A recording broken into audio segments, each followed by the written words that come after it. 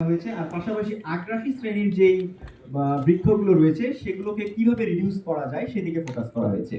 আর পাশাপাশি আমরা জানি যে আগের প্রেজেন্টেশনগুলোতে আমরা দেখেছি যে জলবায়ুকে যদি আমরা ঠিক রাখতে চাই, আমাদের যে খারাপ অবস্থা আছে সেটাকে যদি আমরা সহনীয় মাত্রায় রাখতে চাই, সেক্ষেত্রে কিন্তু বনায়নের বা বনাঞ্চল রক্ষার কোনো বিকল্প নাই। তো সেক্ষেত্রে আমরা জানি যে পার্বত্য অঞ্চলে ব্যাপক সব থেকে বেশি বন পার্বত্য অঞ্চলেই, এবং সেই সেই অঞ্চলের মানুষদেরকে নিয়ে, অর্থাৎ বন নির্ভর মানুষদেরকে নিয়ে কিভাবে বন ম্যানেজমেন্ট করা যায় সেদিকে কিন্তু ফোকাস করা হয়েছে। এটা খুবই গুরুত্বপূর্ণ। এছাড়াও যদি আর কিছু কয়েকটা বিষয় আমরা দেখি যেটা আমাদের জলবায়ুর সাথে খুব বেশি যায়, যে আমাদের এসডিসি 13 এবং 15 দুটা গোলের সাথেই কিন্তু এই আইনটাকে সমন্বয় করা হয়েছে। এছাড়াও আমাদের সংবিধানের যে পরিবেশ রক্ষার যে প্রতিশ্রুতি সেটার বাস্তবায়ন আমরা এই আইনের মধ্যে দেখেছি, এবং পুরো ব্যাপারটাকে এই আইনের মাধ্যমে এই বন রক্ষা, বৃক্ষরোপণ, এই পুরো ব্যাপারটাকে পরিবেশগত সুশাসন হিসাবে চিহ্নিত করা হয়েছে। এছাড়াও আমরা জানি যে বন বিভাগের বেশ কিছু সীমাবদ্ধতা আছে। বন অধিদপ্তরের লোক সংখ্যা কম, তারপরে তারা প্রযুক্তির সাথেও এখনো হয়তো বা কোঅপারেট করতে পারেনি। তো সেই জায়গাগুলোতে বিভিন্ন সংস্থাকে, সরকারি সংস্থাকে এখানে সংযুক্ত করা হয়েছে, যাতে করে জনগণের অংশগ্রহণটাও যাতে নিশ্চিত হয়, পাশাপাশি সরকারি দপ্তরগুলো যাতে বন রক্ষায় এগিয়ে আসতে পারে। এছাড়াও আমাদের যেটা প্রতিশ্রুতি রয়েছে যে ভবিষ্যতের, বর্তমান এবং ভবিষ্যৎ নাগরিকের জন্য যে আমরা একটা সুন্দর পরিবেশ, একটা রাষ্ট্র গঠন করব, সেদিকে দৃষ্টিপাত রাখা হয়েছে, যাতে করে বনায়নের বন বৃক্ষরোপণ এবং বন সৃষ্টির, বন আরো বেশি করে সৃষ্টির পিছনে আমরা কাজ করতে পারি।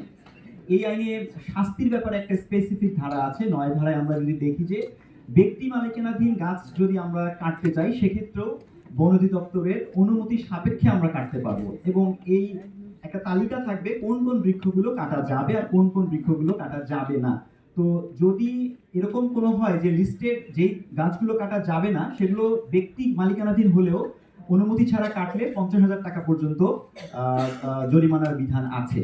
এছাড়াও ক্ষতিপূরণ বনায়নের তাকে করতে হবে। পাশাপাশি আমরা অনেক সময় দেখি যে বিভিন্ন রকম ব্যানার, ফেস্টুন, অনেক রকম লিফলেট, এগুলো আমরা করি কি গাছের মধ্যে আমরা লাগাতে দেখি। তো সেই রকমও যদি কোনো পদক্ষেপ নেয়, সেক্ষেত্রেও এটা রোধ করার জন্য 20,000 টাকা পর্যন্ত জরিমানার বিধান এই আইনে আছে।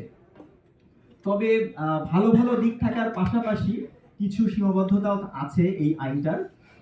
যেহেতু বন বিভাগ মূল দায়িত্ব পালন করে থাকবেন, ফলে তাদের জনসংখ্যা, জনবল অনেক কম, সেটা যেমন একটা ব্যাপার। আর আমি আগেও বলছিলাম যে তাদের প্রযুক্তি এবং বাজেটের ঘাটতি রয়েছে, এটা কিন্তু খুবই গুরুত্বপূর্ণ। এছাড়াও বন ধ্বংসের ক্ষেত্রে আমরা সবসময় দেখি যে প্রভাবশালী মানুষজন এটার সঙ্গে জড়িত থাকে। তো সেইটা মিটিগেট করতে গেলে অবশ্যই রাজনৈতিক সদিচ্ছাটা সব থেকে গুরুত্বপূর্ণ। এছাড়াও যখন একটা টিপিক্যাল আইন হয়, আপনারা দেখবেন যে আইনটাকে সবসময়ই ক্ষুদ্র নৃগোষ্ঠী বা আদিবাসী তাদের অধিকারটাকে ওইভাবে সংরক্ষণ করা হয় না।